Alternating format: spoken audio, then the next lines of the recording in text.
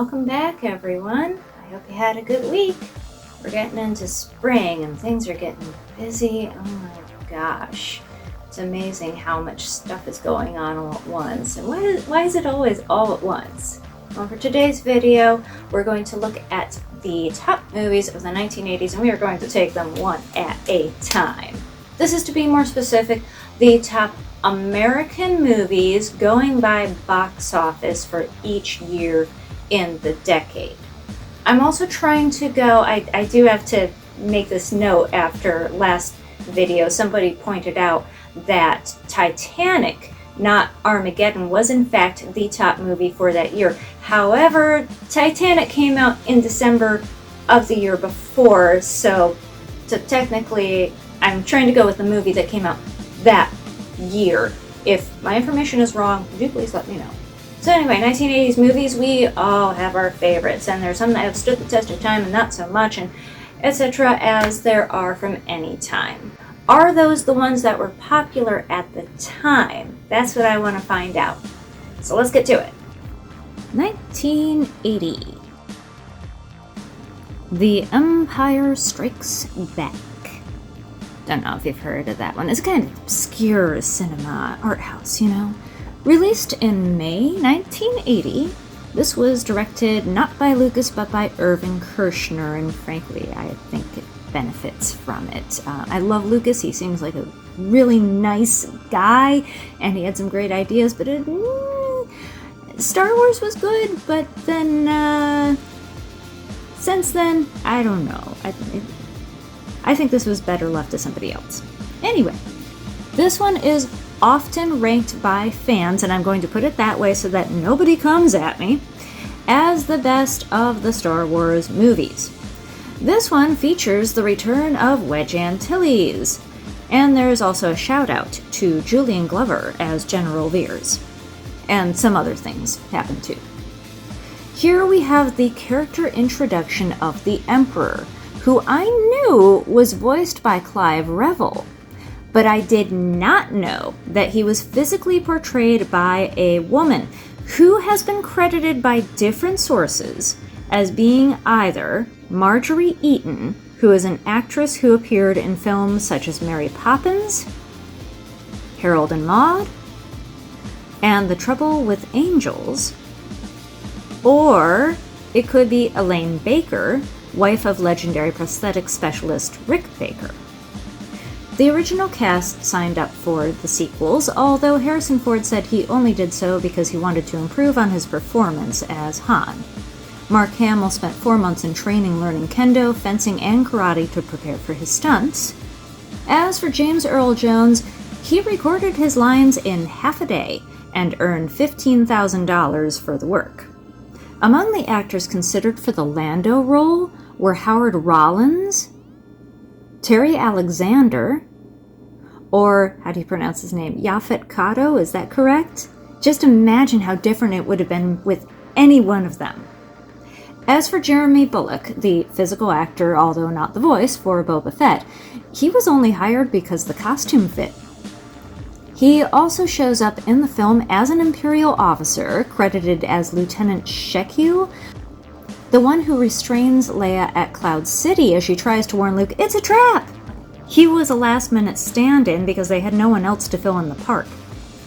The movie shot on location for the Hoth battle scenes in Finse, Norway, coinciding with one of the worst snowstorms of the century. And the only main actor originally scheduled to shoot was Hamill. However, the production delays on the entire thing led to Ford being first flown into the country, then delivered to the location by snowplow in order to film there. Carrie Fisher also joined the team just to see how everything was going and support them. The battle scenes included up to 35 rescue skiers as extras. Everything else was shot on set at Elstree Studios in England, so there was no location shooting for Cloud City, which is very disappointing. There were problems here too, as one of the stages had been destroyed in a fire and the crew had to work out of limited space, with the result that some scenes were shot simultaneously. Wow, say that 5 times fast. Things were tough for the actors as well, Hamill was isolated from other human actors for much of the shoot and had difficulty hearing or interacting with the Yoda puppet. Fisher was sick with influenza and bronchitis, and had allergic reactions to both makeup and certain additives that were used to the set pieces. The steam used in the carbon chamber scene made many of the crew sick as well. There was an extended financial crisis, which Lucasfilm covered by taking out a loan.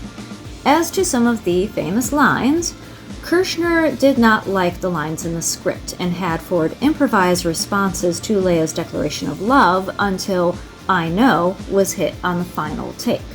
When David Prowse performed that big plot twist scene with Luke, feeding him Vader's lines as he always did, he was given the line, "Obi-Wan Kenobi is your father," since Prowse was a bit Tom Holland and could not keep information from leaking out of the set. Speaking of Kenobi, Alec Guinness filmed his scenes really tightly on the last day of the shoot. The role was more limited, as that was the only way they could convince him to return. The film stayed in the #1 spot for 7 weeks, being then dethroned by that enduring classic, Smokey and the Bandit 2. It was overall well received by fans, but there were some who were unprepared for the darker tones as compared to its predecessor, as well as the character and plot shifts, such as Leia going with Han and Luke being her brother, to the disappointment of all on Team Luke, no doubt. Many critics were kind of split, kind of all over the place. Gene Siskel had praise for Yoda as incredibly lifelike, so take that, strange and creepy computer Yoda. The movie was nominated for the Oscars in Best Original Score, Art Direction, and it won only for Best Sound, and there was a special achievement in visual effects. The film was also later enhanced by Lucas, with some things changed, including substituting Ian McGeary, still don't know how to pronounce his name, as the Emperor, which this is Marjorie Eaton and or Elaine Baker Erasure. Again, if you want to watch the original film in all its originality glory, pick up the 2006 DVD edition and watch it on the second disc. That's all I do anymore. 1981. Superman 2. Directed by Richard Lester and co-written by the husband and wife team David and Leslie Newman and Mario Puzo. Is it Puzo or Puzo? This was based on a story that Puzo had written for DC Comics, and I never knew any of this. I saw his name when I looked it up and was like, what? The film was originally shot concurrently with the first Superman film directed by Richard Donner, but disagreements led to shots on the second film being halted, even though 75% of shooting on it was already done. Richard Donner was not called back for the second film, and new hire Richard Lester had to reshoot nearly all the footage in order to receive proper credit as director. Among scenes that were reshot was the opening with Susanna York replacing Marlon Brando, as otherwise they would have had to pay Brando 11+% of all box office earnings for his appearance. There was a recut of the film under Donner's vision, released as the Richard Donner cut in 2006. Also, although John Williams was set to once again provide the score, a disagreement between him and Lester led to the scores being done by Ken Thorne, who did limited original parts and mostly adapted hit songs for use in the film. This is the one with Gene Hackman's Lex Luthor cutting a deal with Terrence Stamp's General Zod, which is just such a kick-ass sentence to say. And also, Superman uses his mind powers to wipe Lois's memory, which is kind of scary. Locations were shot in Canada, Paris, Santa Lucia, and Norway, and the scenes set in Idaho were filmed in Surrey, England. All other shots were done at Pinewood Studios in England. Marlboro paid a considerable sum for their cigarettes to be highlighted in the film, with Lois becoming a chain smoker. Critics were overall quite kind, with Siskel and Ebert in near agreement on their praise of the film. That did not happen often. Many praised the movie's light approach. and at the same time, Stamp's hefty performance as Zod has earned a place on many lists of the greatest cinema villains of all time. The movie kicked Raiders of the Lost Ark off the #1 spot for 3 weekends, until Raiders came roaring back. It was nominated for exactly no Oscars, but it did win Best Science Fiction Film at the Saturn Awards. 1982. E.T. the Extraterrestrial. Released in June of 1982 and directed by Steven Spielberg. The idea was generated from an imaginary friend Spielberg had as a boy, which itself was inspired by his parents' divorce. The film has some heavily autobiographical parts, and it was fleshed into film form with scriptwriter Melissa Matheson. Carlo Rambaldi, who had created the aliens on Close Encounters of the Third Kind, was again hired for the animatronics. He based the design of E.T. on both his painting, Women of Delta, and the face upon a mixture of Carl Sandburg, Albert Einstein, and Ernest Hemingway. The alien himself was played by 5 different people: small actors Tamaro Detrow and Pat Billon, as well as 12-year-old Matthew Demerit, who was born without legs and portrayed the creature by walking on his hands. Those are all scenes where E.T. is walking awkwardly or falling over. Mime Caprice Roth filled in for E.T.'s expressive hands, and the voice was essayed by chain-smoking actress Pat Welsh, who recorded all her lines within 9.5 hours. The voice, oh my god, I love reading about sound effects artists. Oh, okay. Get this. The voice was also supplemented by various sounds from Spielberg himself, actress Deborah Winger, sound effects artist Ben Burtt's sick wife, his University of Southern California film professor, and raccoons, otters, and horses. Shooting took place in Los Angeles County and in the San Fernando Valley. The film was shot mostly chronologically, as Spielberg believed that would entice more believable performances from the child actors. The action shots of the bike scenes used BMX riders as stunt doubles. Critics overall enjoyed this film, with many focusing on the similarities between E.T. and Elliot, and their want of a home, in Elliot's case a whole and not a broken one. Pauline Kael? I always thought it was Kael. Likened it to a Peter Panish fairy tale, likening the scene of Elliot's tossing a ball into the backyard shed and the unseen E.T.'s tossing it back as part of a dreamscape.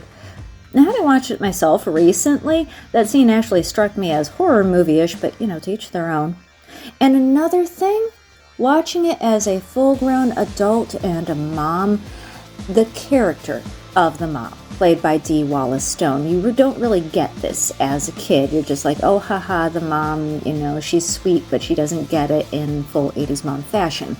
No, her attempt at dealing with this new situation and trying to be there for her kids as well as their, particularly that of the oldest son, understanding that they in turn need to take some of the burden off her shoulders and not give her a hard time, all that comes across as very real, and it kind of got me right here. The film stayed at the #1 spot for 6 weeks and was a worldwide phenomenon. The merchandising was predictably nuts, even with special E.T. edition BMX bikes being produced. It was nominated for 9 Oscars, including Best Picture, which it lost to Gandhi. But come on, how could it win against Gandhi? Although Richard Attenborough, the director of Gandhi, was convinced himself that E.T. would and should win. It was also nominated for directing, original screenplay, cinematography, editing. It garnered wins for Best Visual Effects, Sound Effects Editing, and Score. Other interesting facts: on or around 2021, a newly discovered species of sponge was named the E.T. sponge due to its likeness to the character. On later release for DVD, Spielberg did pull a George Lucas and amend the film, adding in previously excised footage which, again, adds nothing to the film. Again, I just watched this. And famously changing the agents chasing the children on bikes from holding guns to holding walkie-talkies.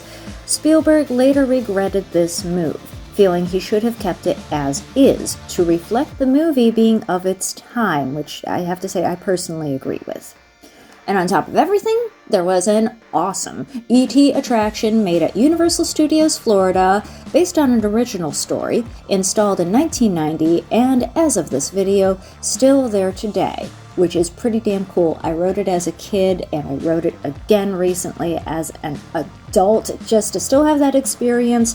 I don't care if it's aged a little and it's cheesy, so am I. 1983. Return of the Jedi.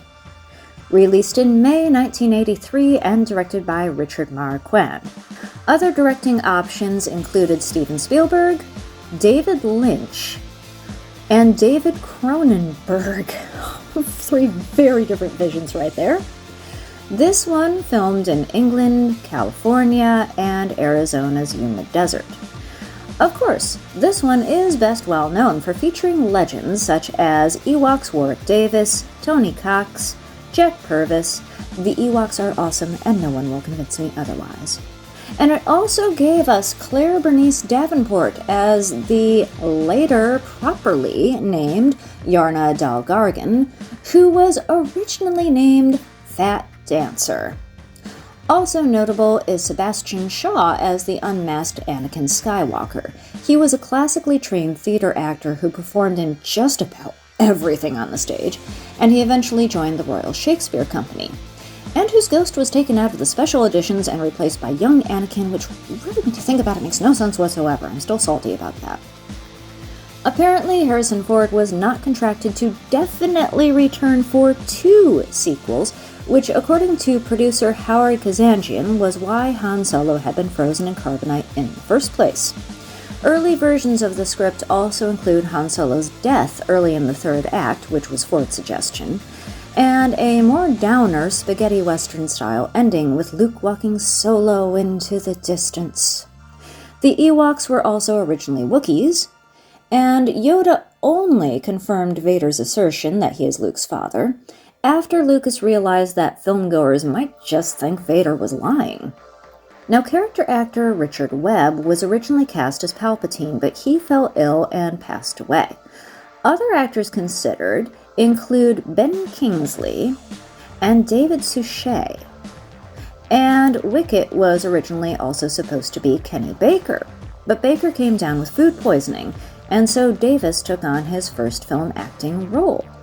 The Rancor was going to be a guy in a suit a la Godzilla, but when tests proved this unworkable, it was changed to the high-speed puppet we know and love to death. Oh, that sweet little Rancor, who really just needs love. His trainer knew that. This was the film that led to the THX Theater audio system, as at test screenings, Lucas and his engineers had difficulty hearing the sound mix they had so carefully curated.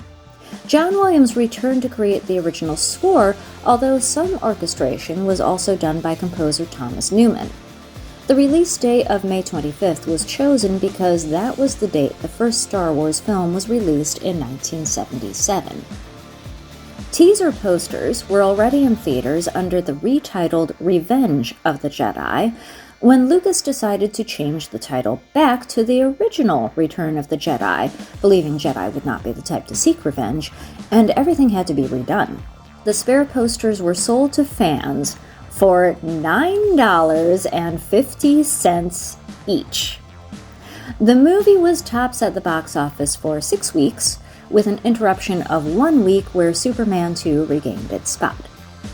Critics loved it overall, with only a few panning it for performances or simple exhaustion from space battles. And Siskel and Ebert again, although at this time they were not a team, agreeing on their appreciation of the film. Oscar nominations were had in the form of Best Art Direction, Original Score, Sound Effects Editing, and again, the only win was a Special Achievement Award for Visual Effects, because sci-fi films don't get no respect. 1984. Ghostbusters. directed by Ivan Reitman. Filmed from October 1983 to January 1984, and released in June 1984, which is an extremely quick turnaround time.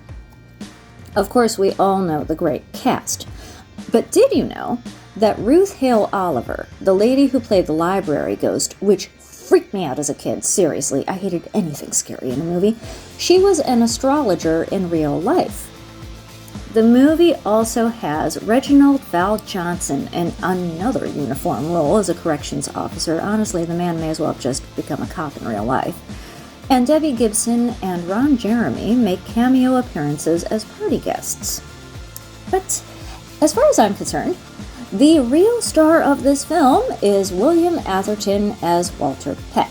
Now, Atherton excelled in this character type of guy you'd love to punch during the 80s, but here's the thing.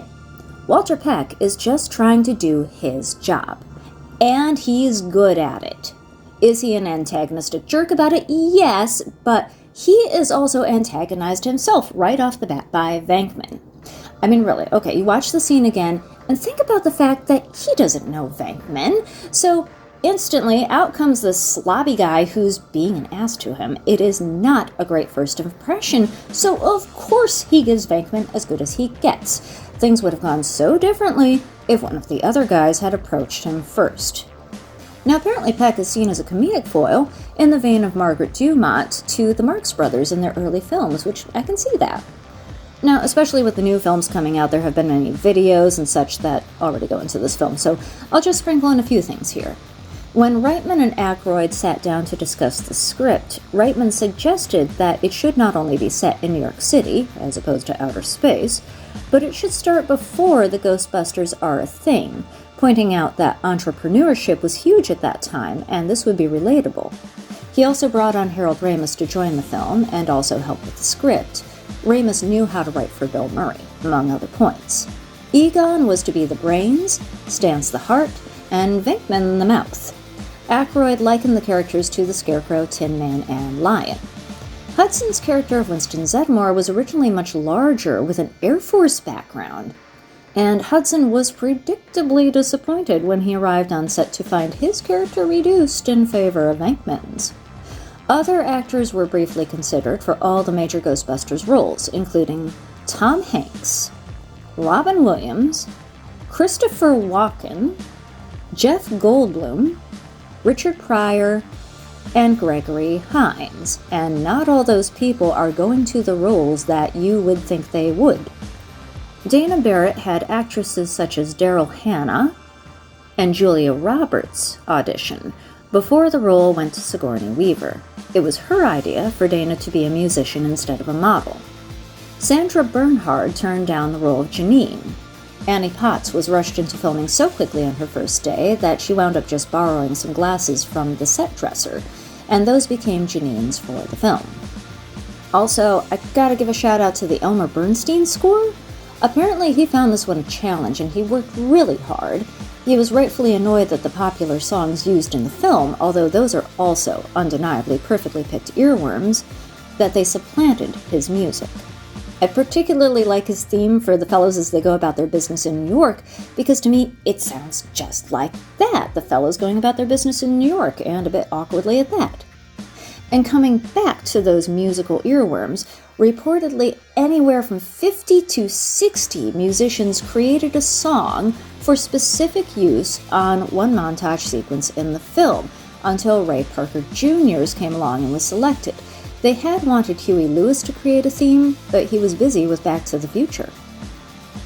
As to that famous Marshmallow Man, he was portrayed by effects artist Bill Bryan in a foam rubber suit.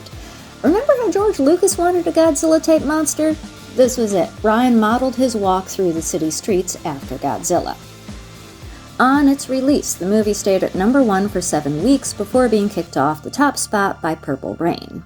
Many critics, including Ebert and Janet Maslin, enjoyed the humor and felt the effects worked for the story and not the other way around, although many agreed the ending was just too big, considering the otherwise smallness of the various plot lines. Murray was especially appreciated for his performance, and most agreed that Aykroyd, Ramis, and Murray together made a great comedic team, Although Gene Siskel correctly pointed out that Hudson coming in late and being underdeveloped made his character look like a token hire, both in the movie and out of it. It was nominated for 2 Oscars, Best Original Song and Visual Effects, but it lost in both categories. The film has been dissected numerous times for its subtle takes on politics, environmentalism, and the 80s capitalistic culture of the time. Speaking of time, it has naturally been kind to perspective on the film, with it repeatedly coming in on lists of best films of the 80s. And there was an attraction at Universal Studios in Florida, remembered fondly, based on the movie that ran for 7 years. 1985. This should come as no surprise. Back to the Future. Released in July 1985 and directed by Robert Zemeckis. This one is no doubt still popular owing to its being an early vehicle showcasing the artistry of Billy Zane. Billy Zane! Most people know that Michael J. Fox was the first choice for Marty, but was too busy with family ties, so they cast Eric Stoltz, but realized once principal photography was underway that he was miscast, and by that point Fox had room in his schedule and history was made. But other options for the role included, among many others, Ralph Macchio, Corey Hart, and Billy Zane. Billy Zane. The possible list of actors for Doc Brown included Jeff Goldblum, Dudley Moore, and the late great Gene Hackman. One of the producers liked the idea of John Lithgow, but he was unavailable, and so the role was offered to the initially reluctant Christopher Lloyd, who played the role largely hunched over to make up for the height difference between him and Fox. Billy Zane and J.J. Cohen were on the shortlist for Biff, but it was decided they were not intimidating enough. Billy Zane! So they became members of his gang instead. Speaking of height differences, Melora Hardin was cast as Jennifer, but when the female crew members were polled, they voted that Marty should not be shorter than his girlfriend. It was a different time, and the role was recast. Einstein was originally a chimp named Shemp, but another producer felt that movies with chimps never did well. Excuse me, but have you heard, not at the time they hadn't, but have you perhaps heard of a modern classic known as Dunstan Checks In? Naturally, the Hill Valley set, including the clock tower, is just that, a set on the back lot, which was also the set of Kingston Falls and Gremlins, and it took me far too long to realize that. For the scenes of Doc up on the clock tower, those filmed from below are of the actor on a replica. But the ones filmed from above are of Christopher Lloyd on the actual set itself. Location shots took place in various spots near to Los Angeles. Filming ended at the end of April in 1985, making this an almost unheard of, even faster turnaround time for release. The date was moved up due to positive test screenings, so the executives decided to take advantage of the summer box office. For the score, Alan Silvestri wrote an absolutely fantastic hook and got his mileage out of it because, let's be honest here, that's what the soundtrack mainly is that hook. When Marty plays his music to waken George in the middle of the night, the guitar is, according to my husband, instantly recognizable as Eddie Van Halen. The filmmakers wanted to use an actual Van Halen song, but the band would not consent, so Eddie recorded a riff on his own time. It's pretty obvious that Fox, despite training, is not actually playing guitar properly to Johnny Be Good, but not so well known that the singing, while obviously also not Fox, was recorded by Mark Campbell, frontman of the band Jack Mack and the Heart Attack. This is the band that was playing at the 1996 Summer Olympics when a pipe bomb exploded near the sound tower. In the scene where Marty looks at the photo of himself and his siblings, which is attached to his guitar neck, only to see them fading away, this proved an especially tricky effect to produce in such limited post-production time, and it wound up involving a composite of 4 different photos and a replica guitar neck made at 4 times the actual size. The opening scene of the many different clocks at Doc's home required 20 clock wranglers, with a pulley employed to start them all off at the same time. And let's give a special shout out to editor Arthur Schmidt, a longtime Zemeckis collaborator, for pulling off the final sequence of Marty's return to the present, which is an extremely smooth, perfectly timed work of edge-of-your-seat cinema. Critics were mostly pleased. The separate, Siskel and Ebert, both enjoyed it greatly. The performance of the cast was widely praised, although the use of Libyan terrorists as villains was felt not to be in the best taste. The film was nominated for 4 Academy Awards in Best Sound, Original Screenplay, and Original Song. It won for Best Sound Effects Editing. The ending of the film was criticized by some, including Crispin Glover, who cited the idea of wealth and material objects as a reward to be a poor message.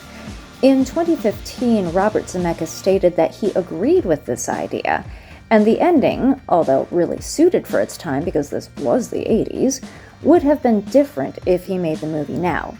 Other criticism points out that not only Marty's adventures, but the way the film presents the past may serve as an attempt to rewrite history. If nothing else, an African-American band playing at a white high school in 1955 apparently most certainly would not have been allowed. And also, Ronald Reagan, president at the time, was said to have enjoyed the joke about Doc Brown being unable to believe the then actor ascended to that office, that during his personal viewing, he requested the film be rewound so that he could hear the line again. The film has consistently landed on lists of the best movies ever made. And leave us not forget that it was the best ride at Universal Studios Florida and Hollywood from 1991 all the way to 2007. And also at Universal Studios Japan, which honestly I didn't realize existed, from 2001 to 2016. I rode this ride so many times. Get off, get right back on. I had it memorized. You can find the video from the ride here on YouTube, and I will link it below for all you nostalgia needers out there. 1986. Top Gun. Released in May 1986, directed by Tony Scott. In May 1983, a California magazine article entitled Top Guns by Ehud Yonah was published, which featured aerial photography by Lieutenant Commander Charles Heatley, and which caught the eye of producers Don Simpson and Jerry Bruckheimer. Other directing candidates included John Carpenter and, again, David Cronenberg. Possibilities for the Tom Cruise role included Matthew Modine, who was initially offered the role, Sean Penn, and Michael J. Fox. Brooke Shields and Demi Moore were approached for the female role of Charlie, eventually played by Kelly LeBrock. There was another height difference, and LeBrock had to play many scenes with Tom Cruise while shoeless because of the fragile male ego. Val Kilmer did not want to play his role, only taking it as he was under studio contract. Critics largely loved the aerial scenes but panned the character scenes as being less than complex. There has also been criticism of the film, including by filmmaker Oliver Stone, for seemingly having a pro-war stance, or being basically a piece of recruitment propaganda for the Navy, and in fact, the Navy did set up booths in many theater foyers where the film was showing. An article from Military.com, ironically, details at least 79 instances of technical errors made by the film. The movie was nominated at the Oscars for Best Editing, Sound, and Sound Effects Editing, and won in the Best Original Song category for Take My Breath Away. This film is not fondly remembered by many critics, and there are unfortunately no rides based on it at this point in time. However, it does still have many fans, enough for it to warrant spawning the sequel Top Gun Maverick. Now, I haven't gone into this movie too much because I haven't actually seen it.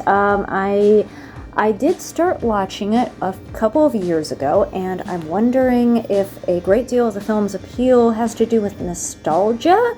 Can't say for certain since I didn't finish it, but that is the reason I didn't finish it. I got to the absolute beer commercial ridiculousness of the volleyball scene, and I was laughing so hard I had to turn it off. So I'm really sorry that I can't give this any sort of fair review. So perhaps it's much better from that point on. I wouldn't know. Are you a fan of this movie? And if so, I am really interested, sincerely, what keeps your interest in it? What keeps it going over the year? 1987. Beverly Hills Cop 2. Released in May of 1987 and also directed by Tony Scott. As Simpson and Bruckheimer were also producers on this film, they hired back Scott due to his success on Top Gun. The first film spawned an idea for a TV series, but Eddie Murphy was more interested in doing a sequel. Critics were not super kind, feeling the film was serviceable and even fun in its way, but that it did little to add to or improve upon the original. It was nominated at the Academy Awards for Best Original Song for Shakedown, but lost out. I have little else to report on this one. There's not really any interesting trivia going on, and I have never seen it myself, just the first one. Have you seen it? And what did you think? 1988. Who Framed Roger Rabbit? Released in June 1988, directed by Robert Zemeckis. The novel by Gary K. Wolfe, Who Censored Roger Rabbit, was published in 1981 and immediately optioned by Walt Disney Pictures. Terry Gilliam was offered the directing job first, and later said he regretted turning it down. Possibilities for the Eddie Valiant role. It was first offered to Harrison Ford, Chevy Chase, and then Bill Murray. Paul Reubens tried out for Roger, but Charles Fleischer got the part, giving the character a speech impediment as a tribute to many other cartoon characters of the time when the film was set. For Judge Doom, Tim Curry was considered too terrifying, and John Cleese not terrifying enough. When Christopher Lloyd was cast, he made certain not to blink his eyes when on film. I never noticed that. As to the plot of the film, I, as a writer who considers the story to be the main point of any movie, have always felt this one to be a shining example of neatly tied up plot threads. There is not a one left dangling that I can find. It is so well done, I am in awe.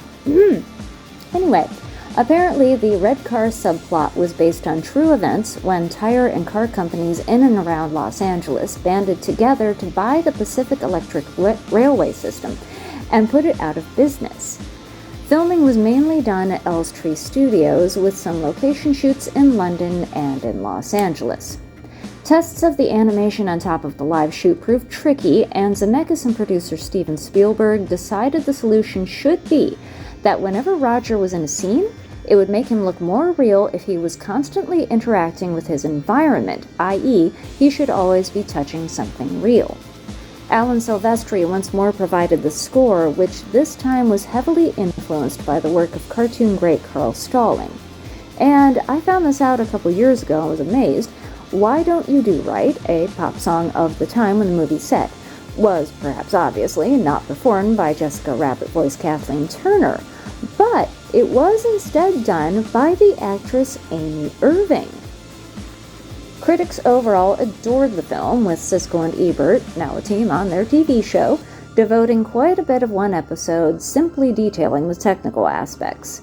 It got in good at the Academy Awards, with nominations for Best Art Direction, Cinematography, and Sound, and getting wins for film editing, sound effects editing, visual effects, and a Special Achievement Award for animation director Richard Williams. After the film's release, a sequel was discussed, and a prequel script actually written, entitled Roger Rabbit: The Toon Patrol. It focused on World War II and Nazis. Spielberg then left the project, not wanting to joke about Nazis after having made Schindler's List. The script was sent out to be completely rewritten, Michael Eisner at Disney giving it to Deanna Oliver and Sherry Stoner, both of Animaniacs fame. These ladies changed the story to be one of Roger's rise to fame, entitled Who Discovered Roger Rabbit. Executives were impressed, and Alan Menken hired to write 5 songs. Test footage was filmed in 1998, but apparently it looked so bad that Eisner decided to scrap the whole idea. The movie is of course still beloved today by many. Although there is no sequel as of this date, it did become the ride Roger Rabbit's cartoon spin at Disneyland in California. 1989. Batman. Released June 1989, directed by Tim Burton. Burton signed as director in 1986, but the go-ahead was not given for the film until 1988, when Beetlejuice became a success. Pee-wee's Big Adventure had also come out prior to this time, so when fans were told who the director was, they were initially unconvinced that the film would be taking a darker tone from Tim Burton. It was a different time. Michael Keaton was also seen as primarily a comedic actor. Possible casting choices for the Man of Bat himself included Tom Selleck, Kevin Costner, presumably doing his expert British accent, and Dennis Quaid. For the Joker, David Bowie, Brad Dourif? Oh gosh darn, I really gotta learn how to pronounce names. And Ray Liotta were all considered. Got that Liotta in there. Robin Williams really wanted the part, and Burton wanted John Glover, but the studio wanted someone who was a movie star's movie star at the time. Sean Young would have been Vicky Vale, but she was injured in a horseback riding accident prior to filming, and fans will also remember that she really wanted to play Catwoman in the sequel. This poor gal could not catch a bat break. Now, it was also Burton's idea to cast Billy D. Williams, as he wanted a black actor as Harvey Dent on purpose. In possible future films, he wanted to play off a black/white idea for Two-Face, and he was very disappointed when Two-Face was recast in Schumacher's Batman Forever. The movie filmed at Pinewood Studios over 4 months from 1988 to 1989, with minimal location shooting around England. Michael Keaton found the Batsuit claustrophobic, but apparently this helped him to get to a dark mood for the character. He also tried to find ways to make it more logical that the other characters would not recognize Bruce Wayne as Batman, and settled on putting his voice in a lower register when portraying the superhero, an idea which has stuck to this day. The soundtrack songs were originally supposed to be a mixture of Prince and Michael Jackson pieces, but Prince's manager convinced the execs that his client's music alone would be sufficient. Apparently, this was one of the first films to put out 2 soundtracks, one for the score and one for the songs. Fans were overall receptive, although the retcon, so to speak, of the Joker killing Bruce Wayne's parents was not so well received. The Prince songs were called out of place, and Burton himself, who had also stated he did not care for the songs being in the film, felt the entire movie was fairly dull, and it is kind of long, really. Critics liked the adult psychological approach to a familiar childhood hero, and particularly praised the German expressionist/film noir style sets, making Gotham another character in the story. The film won the Academy Award for Best Art Direction. More so, this movie had a great impact on the American motion picture industry at large, increasing the importance of opening weekend box office receipts, the potential for a built-in audience and merchandising tie-ins, and the PG-13 rating as attracting the most butts in the seats. Okay, well, I found that interesting and informative, and I hope you did too. And fun. Yeah, okay, I'm a movie nerd. Talking about movies is fun for me. And I could do this for a few more hours, but I'm gonna go ahead and cut it off now and wait till next time. Although next time I may not be talking about a movie. I may be talking about a book. Oh gosh, you just never know what's gonna happen. It's so exciting. Okay, maybe not that exciting, but hopefully at least informative. And hopefully interesting. In any case, I appreciate you taking the time to stop by. I will see you next week. Watch more movies, read more books, and as always, take care of yourselves and each other. And I hope to see you again next week. Bye.